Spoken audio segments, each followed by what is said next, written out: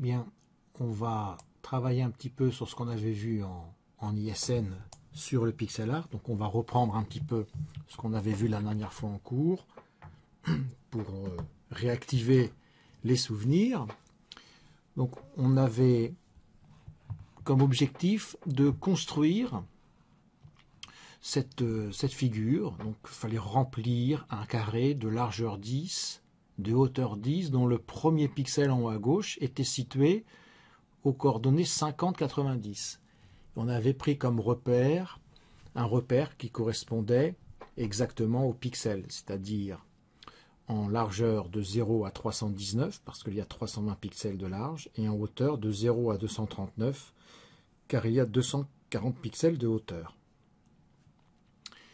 Voilà, alors il y avait plusieurs façons de le faire. La première façon, qui n'était pas du tout astucieuse, c'était de dessiner le premier segment, donc avec l'instruction plotline.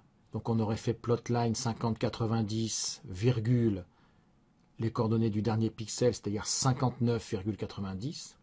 Parce que de 50 à 59, il y a 10 valeurs. Puis faire plotline 89 jusqu'à 59,89, puis 50,88 jusqu'à 59,88, etc. Donc on pouvait écrire 10 instructions pour dessiner nos 10 segments. Mais c'était très long à taper. Et on avait écrit une boucle pour afin de le faire. Et une fois qu'on avait fait cette boucle pour, on l'avait intégré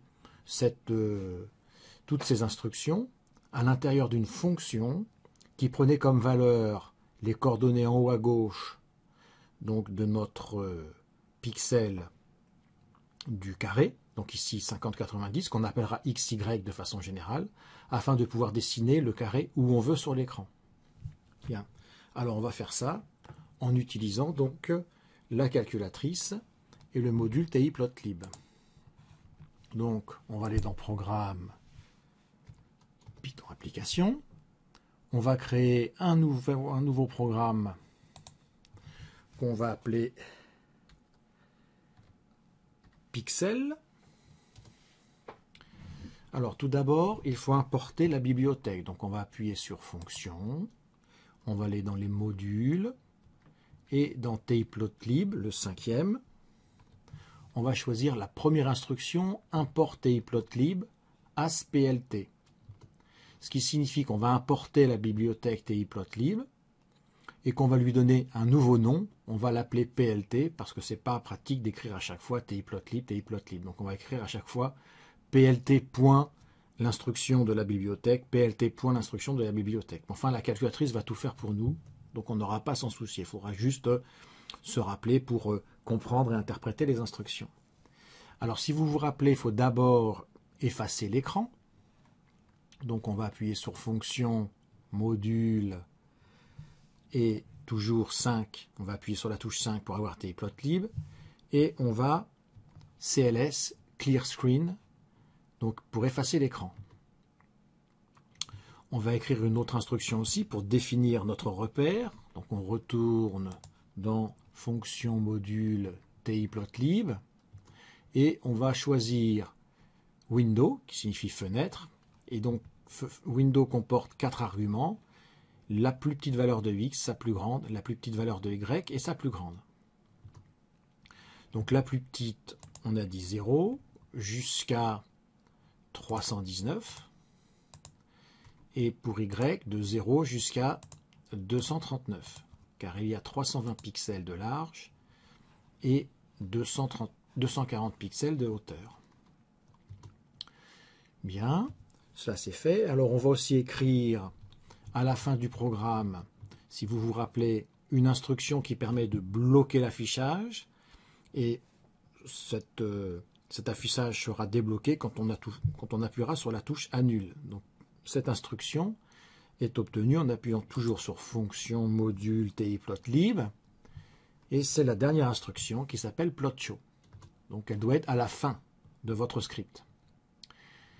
Alors on va remonter un petit peu et on va maintenant définir notre fonction qui va nous permettre de dessiner un carré.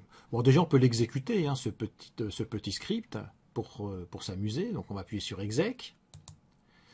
Voilà, donc on a un écran vide. Il a effacé la fenêtre. On a défini le repère, mais on s'en est pas servi. Et puis, rien ne se passe parce que la machine attend. Vous voyez, il y a ce petit symbole qui signifie qu'il y a quelque chose qui tourne en rond. Il y a une boucle infinie, en fait, derrière ça, qui attend qu'on appuie sur la touche Annule pour revenir au shell. Voilà. Donc on va faire éditer pour éditer notre script que nous venons d'exécuter. Voilà. Et ici, je vais donc définir une fonction qu'on avait appelée en cours la fonction carré. Donc on va appuyer sur FNS, fonction, on va choisir def fonction et on va l'appeler la fonction carré. Bien, cette fonction carré, donc on va l'utiliser en reprenant le modèle de ce qu'on avait vu en cours, c'est-à-dire une boucle pour. On avait tracé donc une dizaine de lignes en utilisant une boucle pour. Bien, donc on va le faire en mettant des arguments. Alors ce carré, on a dit qu'on prenait comme argument x, virgule, y. Donc x, virgule, y correspondra dans cette figure à droite à 50, 90. Hein. Quand on appellera la fonction, on écrira carré 50, 90 pour nous dessiner un carré dont le point supérieur gauche a pour coordonnées 50, 90. Alors on avait fait une boucle pour, si vous vous rappelez. Donc on va retourner dans fonction, cette fois-ci dans les contrôles. Et for i in range, on va juste prendre de taille. For i in range de taille, donc for i in range de 10.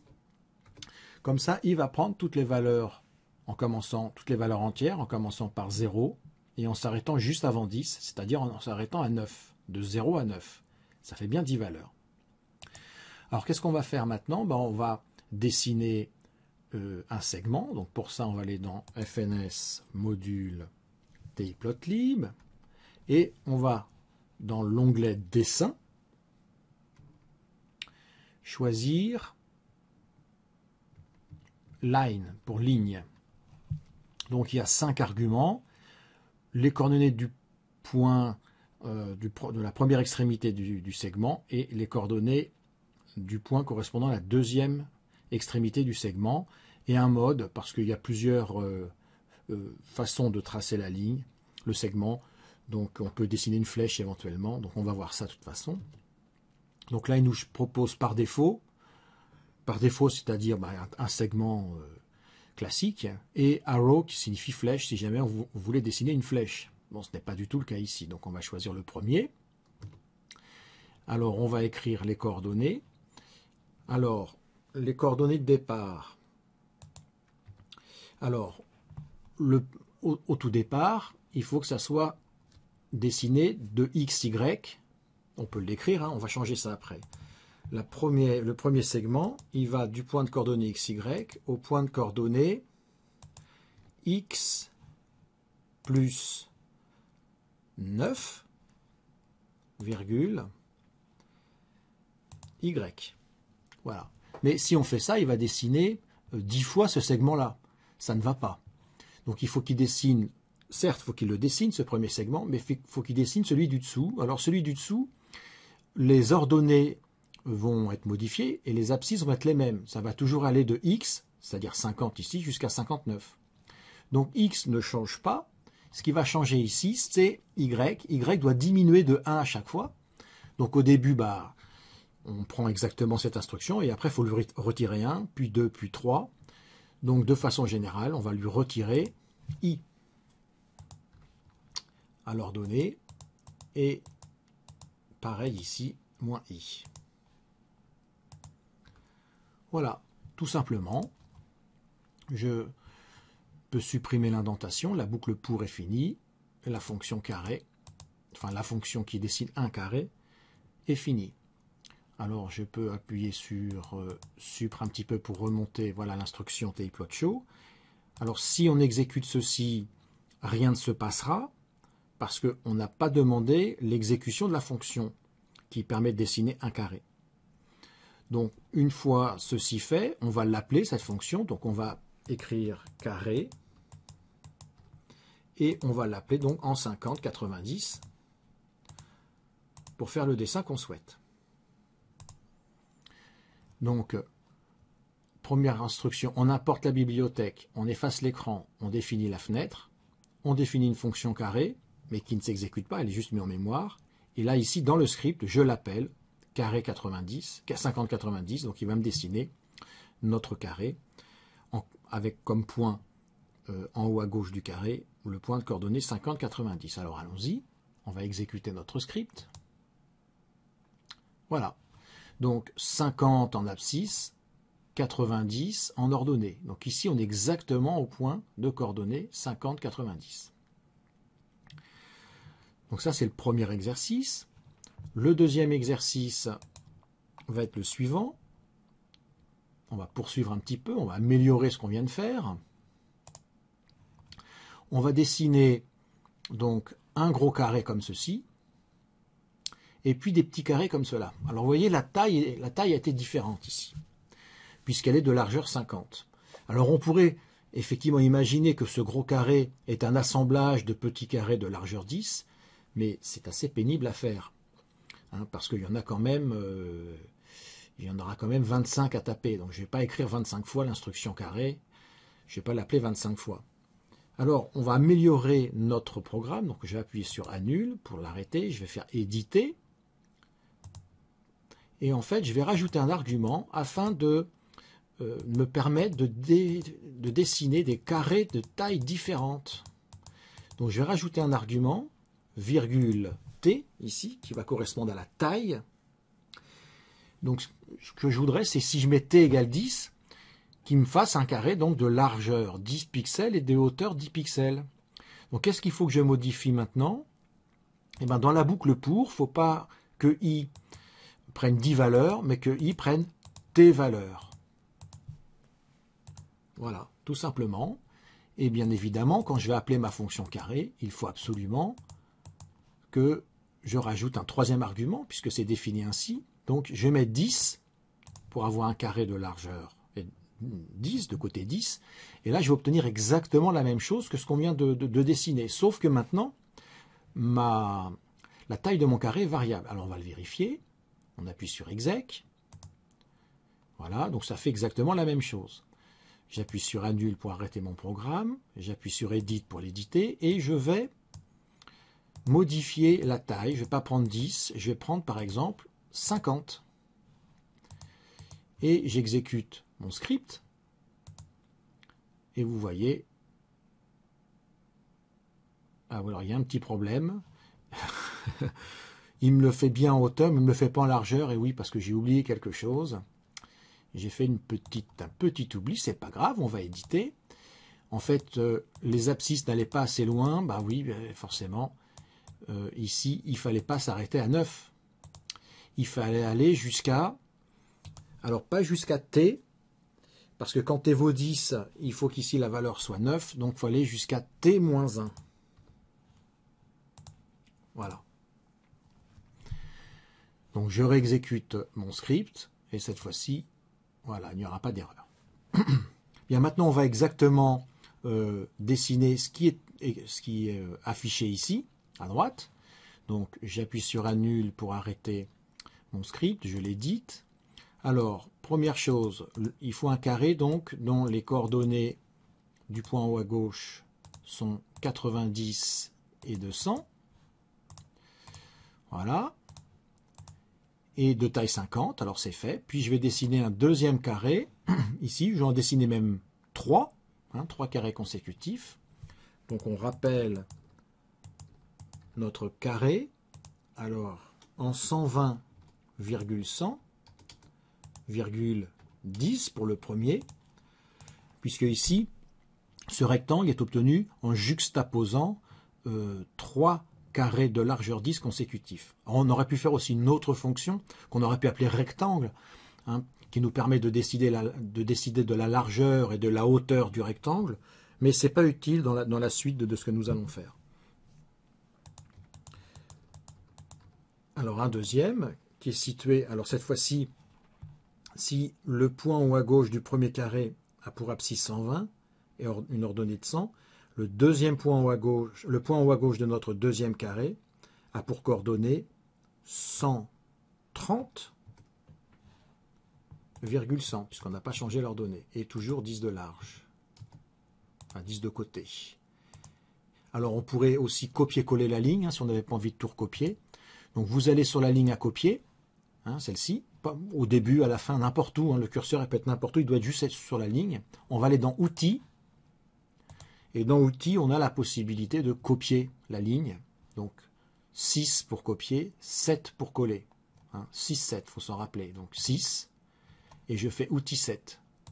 Outil 7 pour coller. Il la colle juste en dessous de la ligne où était le curseur. Donc ce qui est quand même assez pratique. Donc qu'est-ce qu'il faut que je modifie? Ce n'est pas 130 qu'il faut mettre, mais 140, qui est le point en haut à gauche du troisième carré. Voilà, donc je vais l'exécuter, puis je vais obtenir exactement voilà, ce qui a été dessiné à côté. Bien. Donc ça, c'est la première application. Et maintenant, ce que nous allons faire, on va faire quelque chose d'un petit peu plus sophistiqué. C'est qu'on va dessiner une figure en utilisant uniquement des carrés noirs ou blancs. Bon, les carrés blancs, on ne les dessinera pas, puisque le fond de la figure est blanche. Mais on va uniquement dessiner avec des carrés noirs et blancs comme ceci. Alors maintenant, la deuxième étape est un petit peu un saut assez important au niveau technique. Elle va consister, cette deuxième étape, à dessiner une figure que j'ai choisie ici. J'ai choisi le symbole du yin-yang. Donc bien évidemment, cette figure a des contours courbes, ce que nous ne pourrons pas faire. Donc ce qu'il va falloir, c'est pixeliser cette image, c'est-à-dire voilà, la reproduire sous cette forme-là. Mais alors je vais vous expliquer comment faire. Vous allez prendre par exemple dans un outil de traitement de texte par exemple, on va insérer un tableau. Donc je vais faire insertion tableau, insérer un tableau. Et je vais choisir par exemple, je donne 20 colonnes et 20 lignes. Le voilà, donc là il est un petit peu grand, alors je vais réduire l'affichage. Alors c'est un peu gênant parce que il est moins haut que large. Alors je vais avoir recours à une petite technique. Je vais réduire de façon arbitraire la largeur des colonnes, comme vous voyez. Hop. Et après je vais demander au logiciel, donc ce que j'ai à peu près la même taille, on va voir. Je vais demander au logiciel de m'uniformiser la largeur des colonnes. Donc je vais tout sélectionner, clic droit et faire uniformiser la largeur des colonnes. Voilà, donc j'ai un truc qui ressemble plus à plein de petits carrés. Voilà, je vais prendre l'outil qui s'appelle capture d'écran dans Windows. Vous faites démarrer, vous écrivez capture et vous trouvez capture d'écran. Donc il se présente sous cette forme-là. Je vais faire cette découpe. Enfin, sinon vous pouvez utiliser votre cahier. Dans votre cahier, vous avez des carreaux. Je vais faire copier. Et dans Paint, je vais coller ma figure. Voilà, donc là elle est toute petite, mais c'est parce que j'ai fait un grand zoom arrière. Voilà. Et comme je vais dessiner à l'intérieur des carrés noirs, je ne voudrais pas que ça se confonde avec l'extérieur. Donc je vais remplir ma grille d'une autre couleur. Je vais prendre comme couleur le gris. Voilà, comme ça j'ai toute ma grille est grise.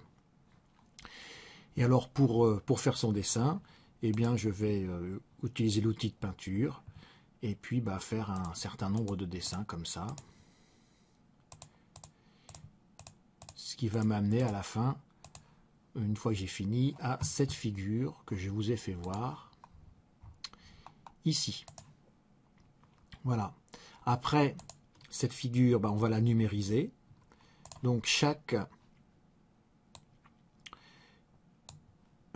carré blanc, je vais le numériser par un 0, je le représente par un 0. Et chaque carré noir, je vais le représenter par un 1. Donc à la fin, je vais avoir un grand tableau de chiffres avec que des 0 et des 1. Donc tout ce tableau-là, il va falloir le rentrer dans ce qu'on appelle une grande liste. Et on va faire une petite fonction en Python qui va lire chacun des éléments du tableau et puis il va décider je dessine ou je dessine pas. Donc 0, il ne dessinera pas, parce que ça correspondra à du blanc. Et quand il voit 1, il va dessiner. Bien évidemment, il va dessiner un carré à certains coordonnées. Donc il faudra bien donner les coordonnées du point en haut à gauche du carré, qui va varier selon l'élément que nous lisons dans le grand tableau. Voilà, c'est ça la difficulté, c'est de trouver la formule qui permet d'avoir les coordonnées du point en haut à gauche de chacun des petits carrés au fur et à mesure que nous les lisons dans le tableau. Alors pour commencer, allons doucement. Je vais commencer par uniquement cette partie-là. Vous voyez, juste une première ligne. Voilà. Qui correspond, du point de vue de la numérisation et les conventions que nous avons données, à celle-ci. Donc je vais rentrer cette liste de valeurs dans notre script Python. Et puis après, on va faire une boucle qui va lire chacun des éléments et puis qui va décider je dessine ou je dessine pas. Et s'il dessine, il va dessiner avec certaines coordonnées que nous allons voir ensemble. Voilà, voilà notre dessin. On reprend la machine. Est-ce que j'ai bien tout? Oui, j'ai bien tout. Donc on va éditer notre script ici et on va définir. Alors la liste, j'ai pas. On va l'écrire ici, mais plus tard on l'écrira dans un autre script parce que sinon ce sera trop lourd. On verra plus rien. Voilà, je fais un peu d'espace et je vais l'appeler Yin Yang. Ma liste. Donc une liste, c'est un ensemble de valeurs entre crochets. Donc j'écris crochet et je vais écrire cette liste de valeurs ici. Donc 0, 0,0. Donc il y a 5 zéros, suivi de 6 fois la valeur 1, suivi de 5 fois la valeur 0. Voilà, et je ferme mon crochet, qui signifie fin de la liste. Alors je vais faire un peu d'espace, donc la fonction carré va me servir, bien évidemment, la fonction qui me permet de dessiner un carré. Et là, je vais définir une nouvelle fonction. Donc fonction, je vais l'appeler pixel art.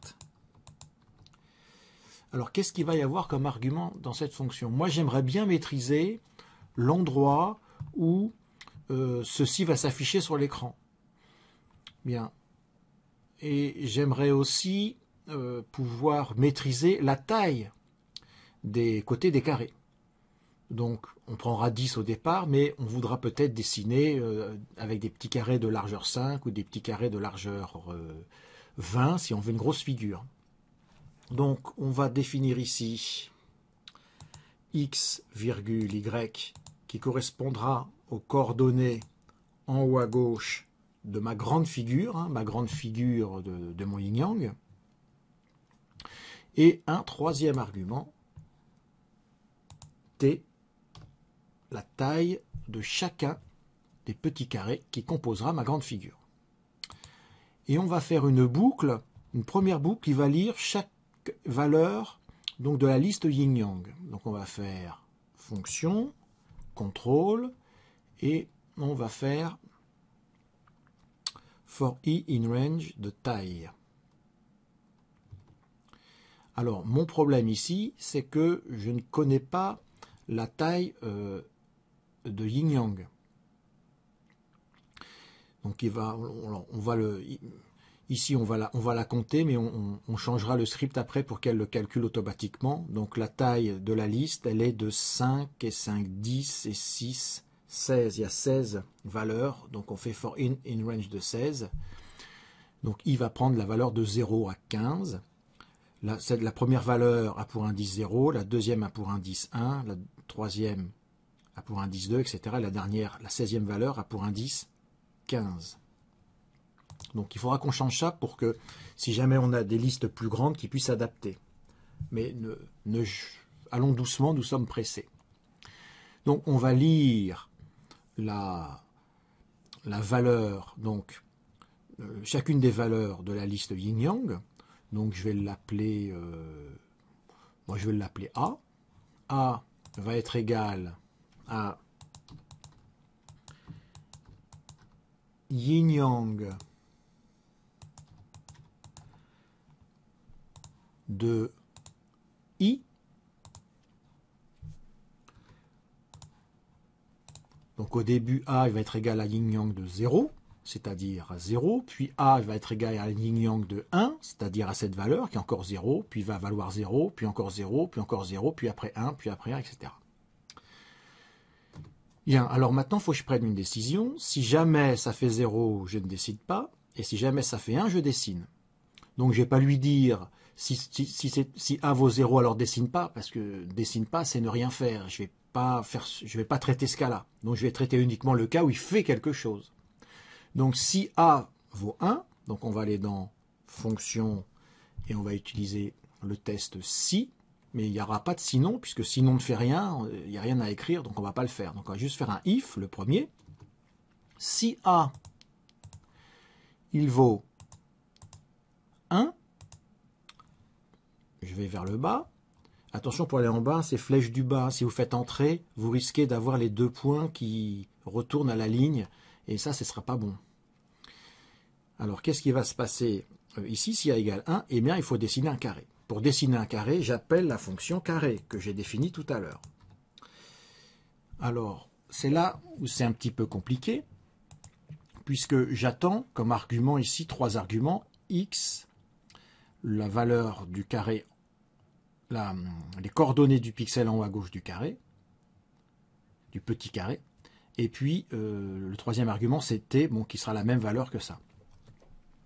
Alors c'est vrai, au début, pour le premier petit carré, les coordonnées du point en haut à gauche, c'est xy, le même que les coordonnées en haut à gauche de la grande figure. Alors je peux mettre xy pour commencer, virgule t, mais ça ne va pas convenir, on va le changer tout de suite, parce que ça va être valable pour le premier, mais pas pour le second. Pour le second, qu'est-ce qui s'est passé? Eh bien, l'abscisse a changé, l'ordonnée n'a pas changé, mais l'abscisse a changé, l'abscisse a été augmentée de la taille, de la largeur du carré, c'est-à-dire de t. Donc il faut écrire ici, à x, il faut lui rajouter, plus. Alors pour le premier, donc c'est x, pour le deuxième c'est x plus t, après c'est x plus 2t, x plus 3t, x plus 4t. Donc on voit bien la formule générale, x plus quelque chose fois t. Donc, et ce quelque chose étant égal à l'indice i qui est ici. Puisque quand i vaut 0, donc on fera x plus 0 fois t, quand i vaut 1, on fera x plus 1 fois t, etc. Donc plus i fois t. Voilà. Alors avec ça, eh bien, on va avoir notre figure qui s'affiche. Alors je vais effacer toutes ces instructions, j'en ai plus besoin, donc je fais annule, annule, annule, hein, pour pas que notre script soit endommagé. Voilà. Je remonte. Je garde plot show, hein, vous savez pourquoi. On remonte. Alors, on revoit notre fonction. Et il faut quand même l'appeler, la fonction, parce que sinon rien va se passer. Donc on va appeler la fonction pixelart à la fin. On va l'appeler ici. On va donc écrire pixelart. Et puis on va l'afficher, je ne sais pas moi, en 50, un petit peu à gauche, virgule, et puis assez haut, hein, en 50-300. Voilà.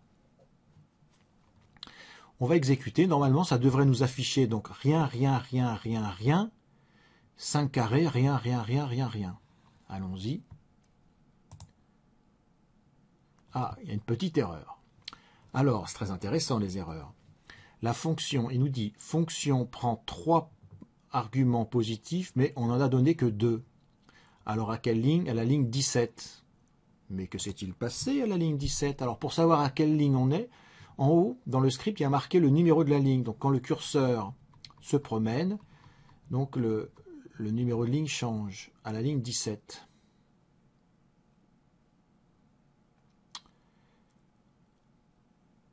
Alors oui, c'est ma fonction pixelart. La ligne 17 est ici. Hein.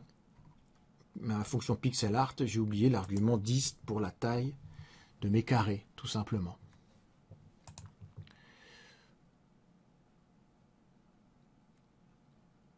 Donc là, on angoisse un petit peu, car rien ne se passe.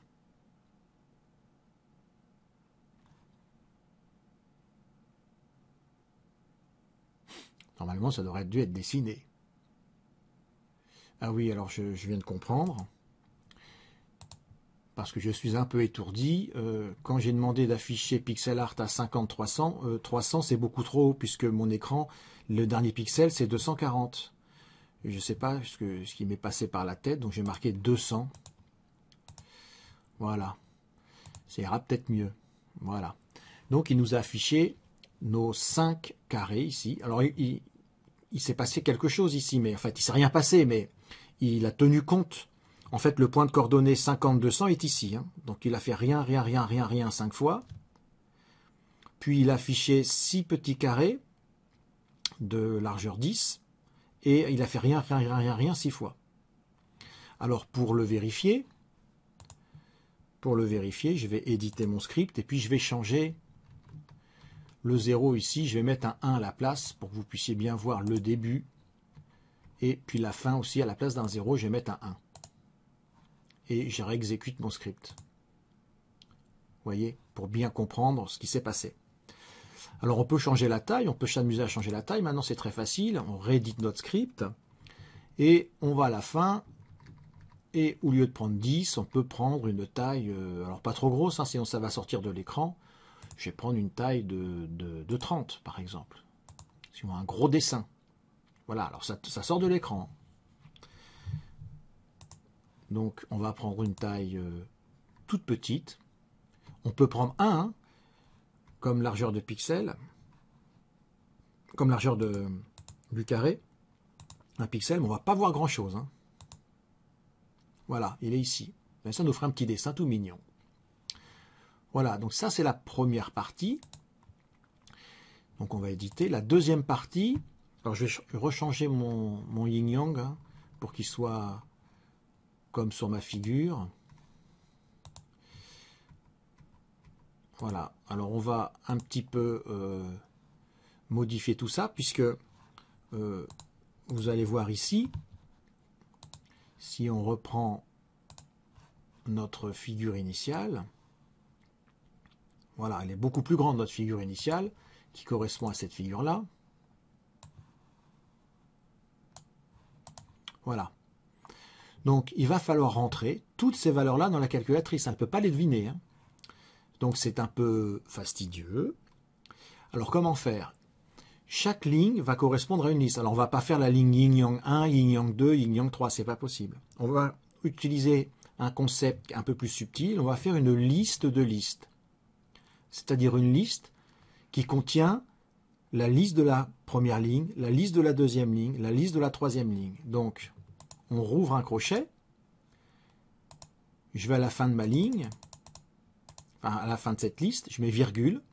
Donc ça correspond, cette première liste, à la première ligne. Et maintenant, on va lui écrire la deuxième ligne.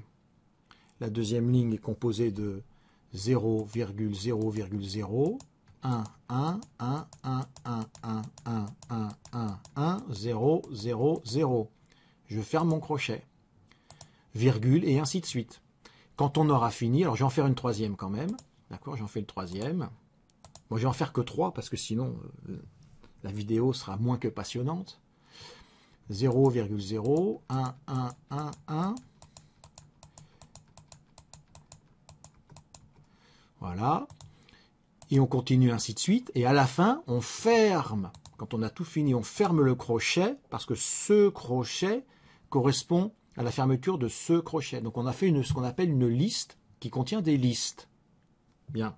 Alors il faut qu'on modifie un petit peu maintenant notre fonction pixel art, puisque ici dans cette fonction pixel art, elle ne dessine qu'une rangée.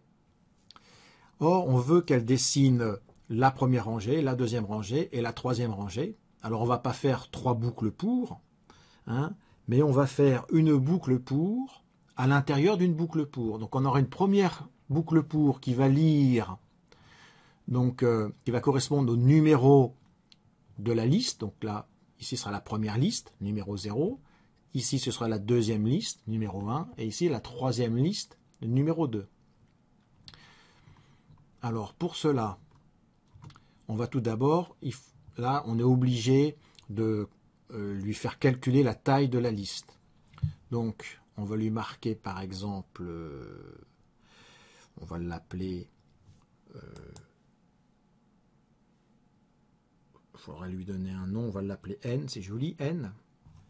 N qui va être égal à la taille de la liste, donc la taille de la liste c'est len. Len de yin-yang. Alors on va généraliser tout ça. Hein. On ne sera pas obligé de l'appeler yin-yang. Pour l'instant on l'appelle yin-yang, mais on verra que par la suite on pourra s'en passer. Donc ici, en faisant ça, la valeur de n c'est 3. Puisque dans la liste yin-yang, il y a 3 valeurs. La première valeur, c'est la première liste qu'on avait dessinée tout à l'heure. La deuxième valeur, c'est la deuxième liste, correspond à la deuxième liste, et la troisième valeur correspondra à la troisième liste. Bien. Et on va faire une première boucle. On peut reprendre celle-ci, hein. Une première boucle. Non, on va pas. On va refaire une. Ce ne serait pas utile. Donc une première boucle for. Alors on va pas l'appeler i, on va l'appeler j. Parce que i est déjà pris. On va l'appeler j. J donc, il va prendre toutes les valeurs qui correspondent donc de 0 jusqu'à n, mais en s'arrêtant juste avant. Donc en fait, quand j vaut 0, ça va correspondre 0 à la première liste de yin-yang. J égale 1, la deuxième liste de yin-yang, et j égale 2, la troisième liste de yin-yang. Donc j correspond au numéro de la liste, dans la grande liste yin-yang. Bien. Alors après, on va recopier cette boucle. Alors il faut la recopier à l'intérieur de l'indentation de for. Donc je vais supprimer. Je me mets ici et je fais supr. Voilà, pour remonter. For i in range de 16. Donc chaque élément de la liste a une taille 16. Donc ça aussi, on le calculera tout à l'heure. Hein. On fera les modifs après. Mais bon, j'ai choisi 16. Hein. Il y a chaque liste a 16 éléments. Donc ça se passe bien. Il n'y a pas besoin de le changer. Donc il lit A, il va lire. Alors là, il faut le changer. Puisque on va lire d'abord yin-yang de J, ça va correspondre à une liste. Donc yin-yang de 0, ça va correspondre à toute cette première liste. Yin-yang de 1 à la deuxième. Yin-yang de 2 à la troisième. Donc yin-yang de J, qui correspond à une liste. Et dans cette liste, je prends la valeur numéro I. Voilà. Et alors après, c'est la même chose. Il regarde si I vaut 1. Si I vaut 1, on va dessiner. Alors là, ça, il faut modifier un petit peu, puisque en fait, ce qui va se passer, c'est que l'ordonnée va diminuer. Elle va diminuer. Elle va avoir une certaine valeur pour la première liste, la première grande liste dans Yin Yang. Hein. Puis, elle va avoir une autre valeur quand on passera à la deuxième liste, donc quand J vaut 1, et une troisième valeur quand J va passer à 2. Donc en fait, Y, on va devoir lui retirer quelque chose au cours du temps. Donc on va lui retirer J fois la taille, hein, pour qu'il puisse descendre de T pixels à chaque fois. Voilà, je crois qu'on est bien. Alors on va changer un petit peu cet appel. On va pas mettre 1, mais on va mettre 10. Et normalement, peut-être je fais une erreur que je n'ai pas vue, oui. Il y a une invalide syntaxe en ligne 11. Allons voir ce qui se passe. Alors, ligne 11. Je suis ligne 11. Oui, ben oui, forcément. J'ai fait une erreur d'indentation. Vous voyez, ici, l'indentation, elle est au niveau du premier fort. Or, elle doit être au niveau du deuxième fort. Donc, je vais rajouter une indentation. Or, il y a un moyen facile de rajouter ou de retirer une indentation. C'est d'aller dans Outils. Et puis, vous faites indente. Donc ça veut dire rajouter une indentation. Et le deuxième, c'est en retirer. Voilà, ça peut être pratique. Donc là, je vais rajouter une indentation. Donc là aussi, je rajoute une indentation. Il faut en rajouter même deux. Hein. Il faut que le if... non, une seule. Il faut que le if il soit sous le A. Donc, je rajoute une indentation. Donc, si A égale 1, et là aussi, je rajoute une indentation. Voilà. Donc, dans cette boucle for, on calcule la valeur de A. Si A vaut 1, alors on dessine un petit carré. Alors, on exécute pour voir tout ça. Vous voyez, et j'ai bien mes 3 lignes qui se sont affichées. Voilà, donc votre travail, c'est de compléter la ligne yin-yang ou une autre figure. Alors, on va généraliser un petit peu tout ça maintenant. Une fois que vous l'avez fait, donc vous pouvez mettre la vidéo en pause et le faire. Parce qu'il y a plusieurs choses qui me gênent dans ce script pour garder sa généralité. Bon, alors, on est obligé d'appeler notre liste de listes yin-yang pour l'instant. C'est pas très grave. Mais c'est ce 16 qui me dérange, parce que si jamais vous prenez une autre figure où il y a non pas 16 petits carrés, hein, ici il y en a 16, mais si vous prenez une figure plus petite avec 10, ou plus petite avec 6, ou plus grande avec 20, eh bien il faudra changer ça à la main, et ça c'est assez moche.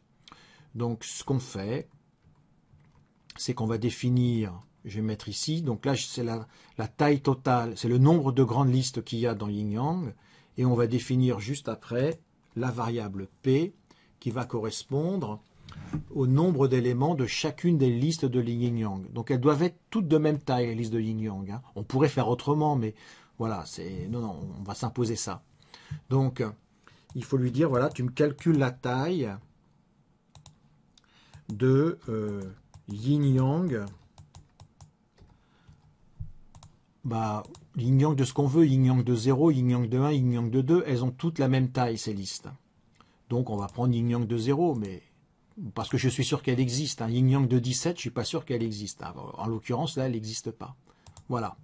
Et une fois que j'ai fait ça, je ne mets plus 16, mais je mets P. Voilà. Donc là, j'assure quand même un caractère plus général à mon script. Alors on va exécuter pour vérifier que ça fonctionne. Hein. Voilà, donc rien n'a changé. On est content. Je le réédite. Et on pourrait encore le généraliser parce qu'il y a des personnes qui vont peut-être ne pas l'appeler yin-yang. D'accord? Ils vont peut-être l'appeler Mario ou bien Pac-Man ou n'importe quelle autre figure, ou Dracofeu, tout ça. Donc, dans ma fonction pixel art, je vais lui rajouter un autre argument et je vais l'appeler dessin. bien, dessin qui correspondra en fait à Yin Yang. Donc ici, je vais modifier tout ce qui s'appelle Yin Yang, je vais le renommer en dessin. Alors oui, c'est pénible. Alors on aurait pu mettre un nom à une lettre, on aurait pu l'appeler D, mais j'aime bien avoir des noms parlants, même si c'est un peu pénible à taper. Au moins, quand on relit, on sait ce qui se passe. Voilà. Et donc, à la place de Yin Yang, je mets dessin. Voilà. Je regarde, voilà. Donc, après, quand j'appelle ma fonction pixel art, il y a un dernier argument qui correspond au nom de la liste. Donc là, la liste que j'ai définie tout en haut, elle s'appelle Yin Yang. Donc là, il faut que je mette Yin Yang. Mais si vous l'avez appelé Toto, hein, ou bien tête, ou bien ce que vous voulez, bah c'est là, il faut lui mettre son nom. Tiens, je vais prendre un peu plus fin. Je vais prendre 5 cette fois-ci. Voilà, 5 de largeur pour les petits carrés. Donc j'exécute. Voilà, et tout se passe bien. Ça fonctionne très bien. Donc maintenant, bah, vous êtes capable, une fois que vous avez complété cette liste, de dessiner n'importe quelle figure. Donc ce que je vous demande de faire, bien sûr, c'est de recopier tout ce programme-là. Mais vous devez m'envoyer cette figure-là, absolument, hein, en photo. Et aussi après, la numérisation de cette photo. Donc même si vous n'avez pas les outils, la machine, si elle est cassée ou autre, bah, vous pouvez quand même faire ça. D'accord. Et après, bah, il faut taper ce script-là pour... avec les bonnes listes, l'exécuter et faire une photo du résultat, ainsi qu'une photo de la liste Yin Yang tapée. Donc vous avez 4 photos à faire.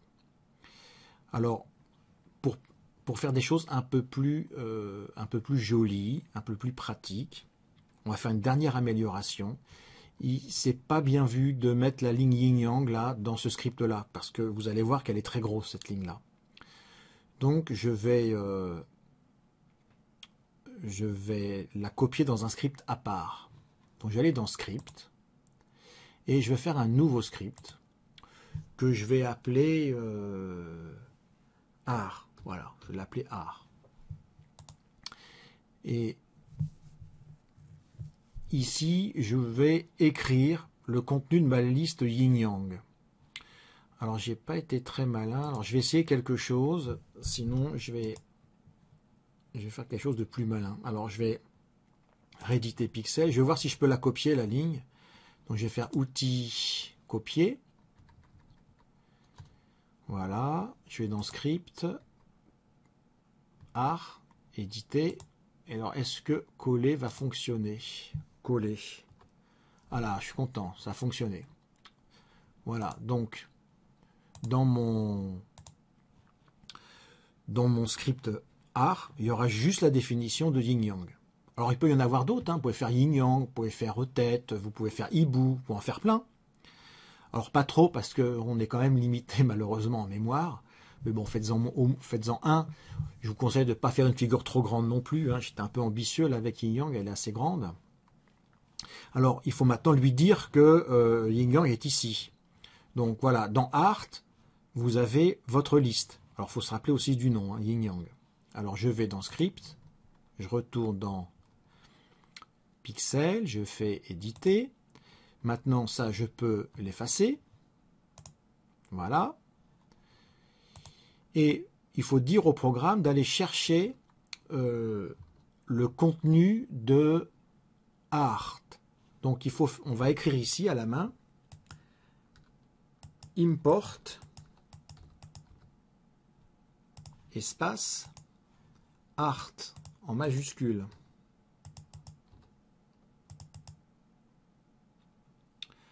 On va lui marquer autre chose, excusez-moi. On va lui marquer from art import. Alors from art, espace, import. Donc depuis le script art, on va importer étoile pour dire on importe tout. Donc tu vas voir le programme art et tu importes toutes les variables, toutes les fonctions qui sont dedans. Donc moi je sais que dans mon art, j'ai que yin yang. Et donc quand je vais écrire cette ligne-là, pixel art 50 250 yin yang, il va comprendre yin yang, il va le comprendre parce qu'il l'a lu dans art. Sinon, il ne le comprendrait pas. Alors on vérifie que ça marche. Et bien sûr, ça marche. Donc maintenant, on va éditer par exemple art. On va l'éditer pour vous faire voir que ça marche bien. Et je vais rajouter une quatrième liste. Donc il faut que je visualise ceci parce que sinon ça va être compliqué. Voilà, donc je vais rajouter une quatrième liste. Alors, la quatrième liste, c'est 0. Ah, il y a 5, 1, il y a 2 0, il y a 4, 1, il y a 2 0, 1 et 0. Que je ferme. Et je rappelle que le dernier crochet correspond à la fermeture de la grande liste yin yang. Voilà, je fais script. Alors, il ne faut pas l'exécuter parce qu'il ne fera rien, lui. Il définit juste yin yang. Donc, il nous sert à rien ça ne sert à rien de l'exécuter. Je vais retourner dans script et je vais exécuter le script pixel en faisant exec tout simplement. Ah, j'ai dû faire une erreur quelque part. Alors, allons voir. Oui, voilà mon erreur. Elle est ici. J'ai commencé mon crochet avec une virgule. Mais que s'est-il passé? Donc je le supprime, vous l'aviez peut-être vu.